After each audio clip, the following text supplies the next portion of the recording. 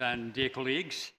So what I'm going to talk about here is that CKD is common, consequences are grim, we need to take action, and now we can act with confidence. So at the end, I hope I will convince you that that is the case. These are my disclosures, and this is the outline of the talk. A few words on the prevalence, consequences, screening, what can be achieved with lowering of albuminuria, and then a few words on the Finenon program. This slide is important because it gives a very important message, and that is that if you look at the number of patients with diabetes, 590 million, that will reach until 800 million by 2040. Back in 1985, there were only 30 million. Year 2000, 160 million. So it's a huge explosion. But if you look at the largest circle, that is those with known CKD. So these people have been screened, they know that they have CKD. The doctors know that they have CKD. But this is underestimation. As you can see here from Asian countries, the same ballpark is 11%. It's 850 million on a global scale. You can see in the Asian countries, the same ballpark between 7 and 13%, apart from one country, and that is Singapore. And you can see 34%. So when you go out and screen for the presence of CKD, you will find it. It's much, much more common than we think. So when you go out and screen patients with type 2 diabetes, this is what you can see. This was done already 15 years ago. And when you screen for the presence of albuminuria and the reduced eGFR below 60, you can see in the middle that more than every second one will have CKD. And if you look at Asian data, 68%, Latin America 61%. So CKD is common. And yesterday you saw these data, the Czech data from India, and I can tell you that this was a wonderful undertaking. Bayer, the sponsor, gave out 100,000 kits to do this screening, which is good news. However, you can see that 45,000 were screened. You can wonder what happened to the 55,000 others. And when you looked at the percentage of people with CKD, 31.7%. But again, I think this is important that we have been screening here in India, but what happened to those 55,000? I think this is a sign of a clinical inertia. We need to screen, because I'm using a metaphor very often that if you have a fire in a corner in your house, that's early CKD. Would you like to extinguish it then, or would you like to wait until the whole house is on fire? That's heart failure. Of course, we would like to act as early as possible. And the reason is that CKD comes with grim consequences. Here you can see that you have a manifold increased risk of dying early. This slide shows that when you have albumin leak into the urine, the kidneys function less, the more likely the patients are to face a cardiovascular event. And this slide shows that, again, when you lose kidney function and more albumin leaks into the urine, the more likely the patients are to end up in hospital because of heart failure. So if you look at the real consequences of having early CKD, if you actually look at all ages, you can see that on the bottom here, it's around 16 years shorter life expectancy. So CKD, an asymptomatic condition, if you don't screen for it, you're not going to find it. And we need to find these patients because it comes with grim consequences. So let's say a few words on the screening. And you have seen this slide many, many times, but let me tell you that the presence of albuminuria is important. It's not only giving you a sign that, indication that you have kidney problems, telling you much, much more. And I'm going to show you 2 slides telling you what it actually means. The reduced eGFR below 60 means that you have scars in the kidneys. So they give you different information. Look at this slide. Very old data from the 80s using tracer techniques in Denmark. So tracer techniques looking at the escape rate of albumin. So what you will find when you find albumin leaking into the urine, every single blood vessel in your body is leaking albumin. This is shown here in type 1 diabetic patients with microalbuminuria, and it's shown that they leak, all blood vessels leak. These are type 1 diabetic patients with microalbuminuria, and you can see that the hypertensive ones, they also have leakage in the blood vessels. So think about it. Anytime you find albumin in the urine, it means that the patient have a problem in the kidneys, but it also means that the whole vasculature is in danger. You have the chronic inflammation, you have also endothelial dysfunction shown here. These are data that we done in London 30 years ago, and you can see that if patients are microalbuminuric, they also have endothelial dysfunction. So that albuminuria in the urine tells us a lot more than we think. So if you go out and screen for the presence of CKD, you can see that actually 60% of the patients screened have an eGFR above 60, but they have microalbuminuria or macroalbuminuria. So if you only test for the presence of eGFR, you're going to miss these 60% with albuminuria. Albuminuria starts very early, and you can see also the risk of mortality starts to rise much, much earlier. So here you can see that around 5 milligram per gram, that's where it starts. So, ladies and gentlemen, keep in mind, screen for the presence of CKD. It means that you have a sign of problems in the kidneys, but also that the whole vasculature is leaking albumin in the same way. So, if albuminuria can be used as finding the patients with CKD, what about then using it as a target for the treatment? There are data shown here from 41 clinical trials and a meta-analysis of about 30,000 patients. And intervention could be anything: sulodexide, antihypertensive medication, SGLT2 inhibitors, ARBs, ACE inhibitors. But if you achieve a 30% reduction in the UACR, that is translated into a 27% reduction in the risk of composite kidney endpoint. So actually we can also use albuminuria as a target for the treatment. So let's now say a few words on finerenone and the mineralocorticoid receptor.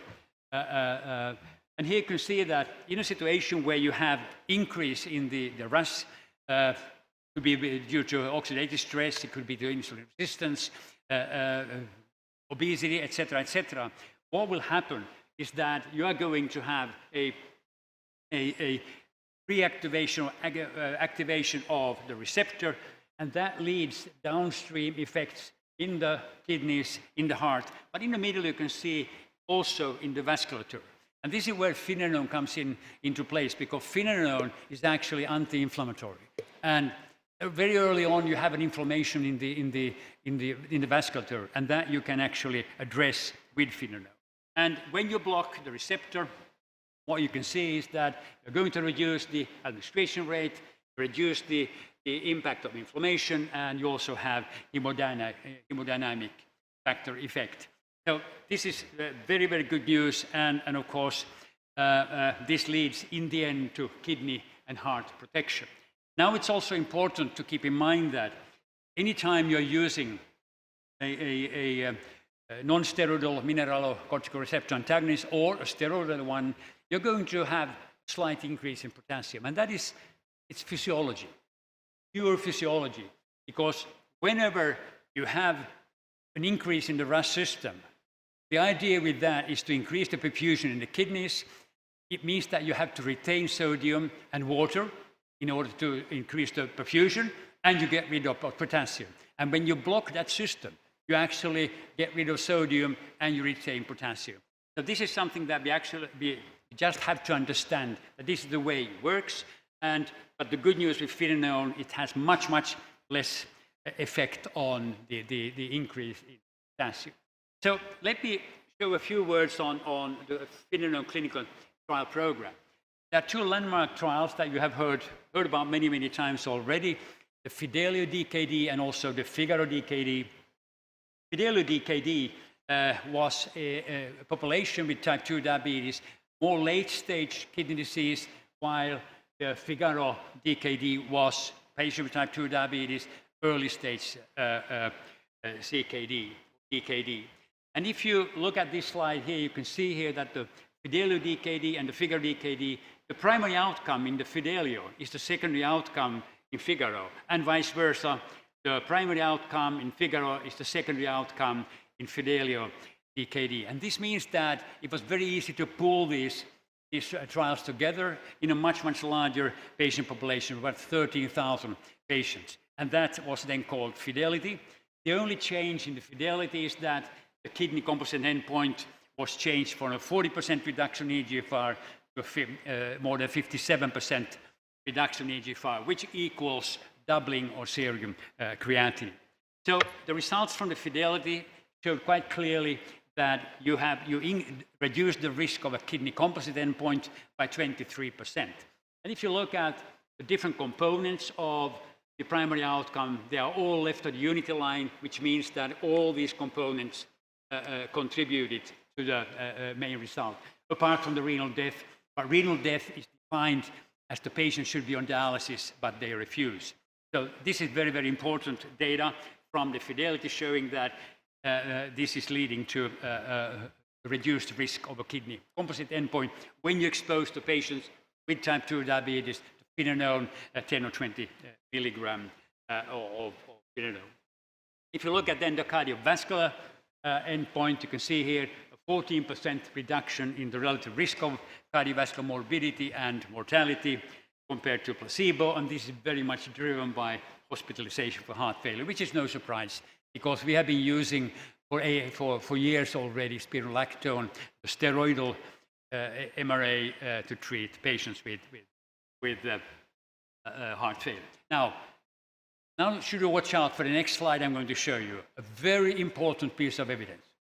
And this is, you can see here, in the fidelity trial. This is the effect of finerenone on the UACR. The fidelity and Figaro and fidelity, they showed that you have cardioprotection and you have kidney protection. And here you can see that you have a reduction in the alveolar excretion rate by 32%. So this cardio and kidney protection is actually associated with this reduction in UACR. And let me remind you to go back and look at the data from the EMPA-REG outcome trial, the first SGLT2 trial to be published. That was also showing cardioprotection and kidney protection and 32% reduction in UACR.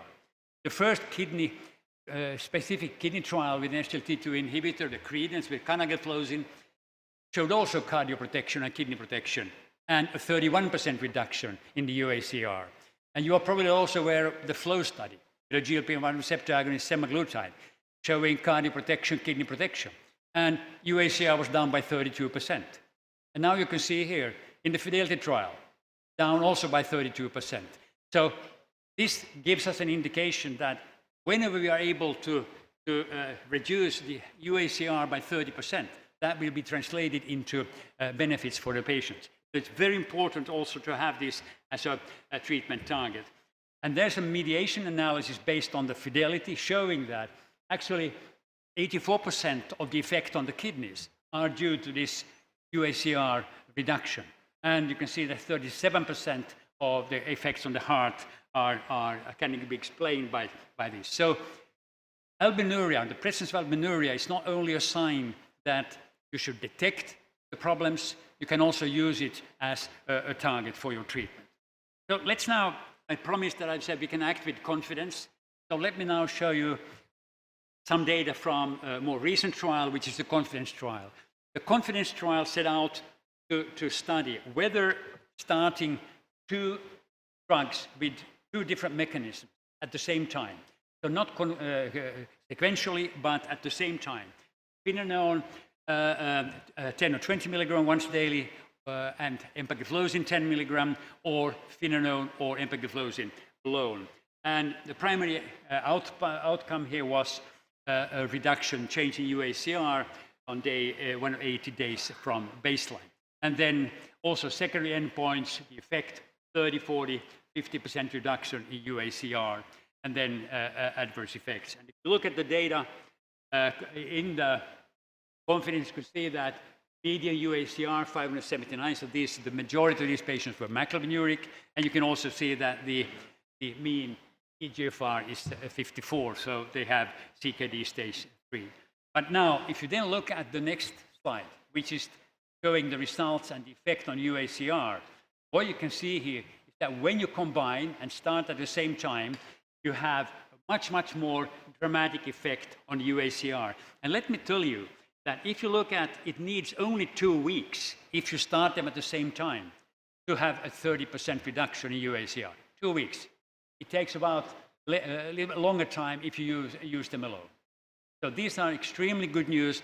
But then, of course, when you stop the medication, you see then you go up again. That's something that we also need to understand, because these patients, when you start the medication, they should also be on that in the future as well. And here you can see that the combination with these two medications, more patients will achieve this more than 30% reduction in UACR. If you look at the side effects, I think it's quite clear to emphasize that if you combine finerenone with empagliflozin, an SGLT2 inhibitor, you will have less hyperkalemia. Also important to note here that symptomatic hypertension and the acute kidney injury, the numbers are small. We are not talking about clinically very common problems and side effects when we use finerenone. And of course, the design of finerenone was in order to make sure that this physiological effect, retaining potassium, is less of a problem with this non-steroidal MRA finerenone than with spironolactone that we have been using already quite a long time. So let me also finish off saying a few words on the Asian data from the confidence. And the reason for that is 37% were actually from India. And you can see, look at this slide, it's actually exactly the same result. Of course, a sub-analysis, but again, the good news, within a very, very short period of time, you are achieving this reduction of 30%.